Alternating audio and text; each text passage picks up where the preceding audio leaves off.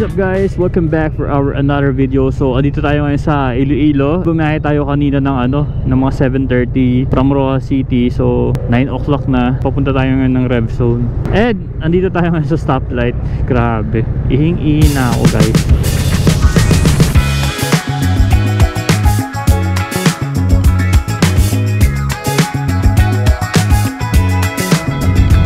Yamaha Rev Zone. Logo.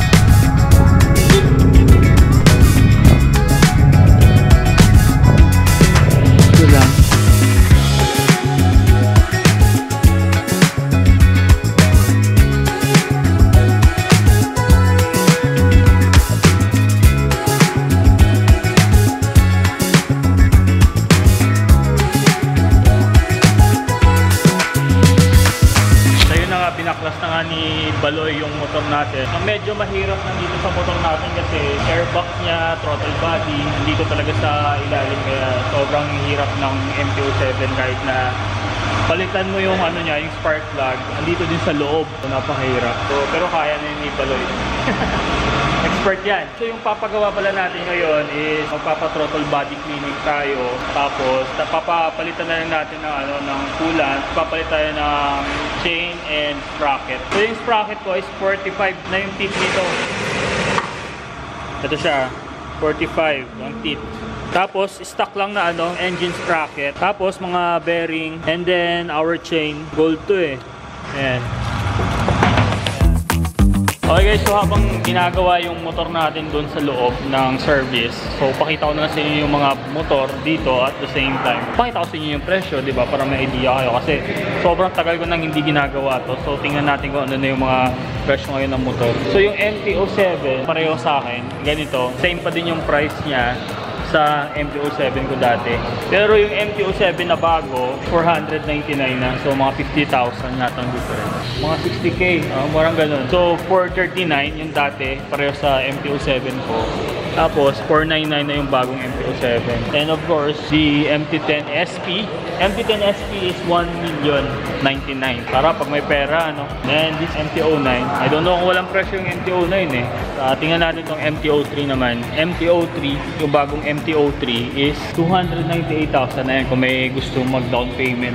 Down payment is 50,000. 12 months is 25,000. 24 months is 14,000. 36 months is 11,000. Dito naman tayo sa XSR 700. Ayan, XSR 700 is 539,000. Yung bagong XSR na yan XSR 900, 700, 29,000 kasama na yung nakaupo. Sa R7 is 597,000. Tapos R1M 1.6 million. So Gcash ko na lang yan. Charing lang. Tracer 9 GT. Yung Tracer 9 GT is 929,000. And may kasama ng box, hindi ko alam kung kasama na to sa presyo niya. T-Max. Ayan, yung T-Max is 849,000. For example, nandito lang kayo within Panay Island guys, or kahit na Cebu, Bacolod, and if you're looking for Yamaha big bike, punta kayo dito sa Yamaha Rev Zone sa Iloilo. Tanggal na. Ayan na. Grabe. Madumi. Dumi na 30,000. 32,000. Ganyan na yung dumi. Okay lang, not bad, no? Hindi naman siya ganun kaitim, no? Ayos lang. Mas wala nga ni carbonin mo? Mas wala. Ang iban grabe. Black na, no? Bakit kaya? Tungkol sa gamit na lang ordinary nga air filter lang. Yung mga ordinary lang gamiton mo, mga prato-pratoon lang, ano ginagawa? Dumudumi daw yung natin, throttle body, kapag hindi maganda yung quality ng air filter. So yung air filter na gamit ko actually hindi na to stock. Ano na to? High flow. Hindi. Ano lang to? Ordinary lang. 1,000. Mahal pa rin. Basta 1,000 yan. Ang KNN nasa 3,500 So medyo mahal. Actually I'm planning na palitan ng KNN. Pero so far, sa 1,000 na presyo niya, good na rin naman yung result. Okay na rin. Pwede na rin pala.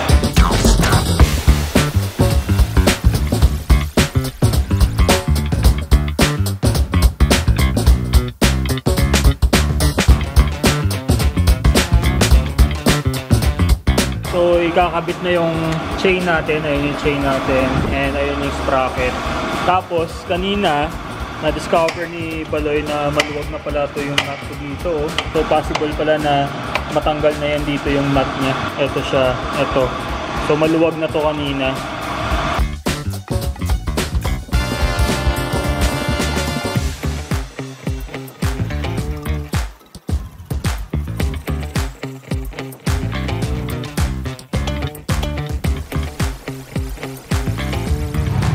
Record ng pagkatumba, Dean Angel. Sticker ko pa. So, yung una ang inatag.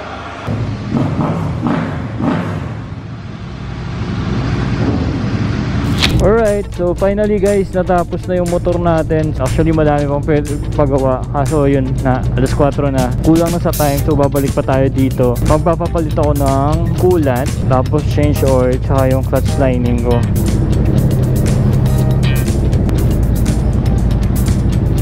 Patema ka? Oo, hindi lang check ko na. Nagali ang presyo ang ginapangayo ko. Saglit lang. Nangayo ko sang price gali isang ara na 7,920. Okay, balik ako na lang. Thank you sir. Mahal galing set sang ano ya? Sang clutch lining. Ang set kasama na yung mga spring 7,920. Grabe ba? Wala pa na labor. Okay paguro. Wala sa tamage. Pwede ba no? Oo.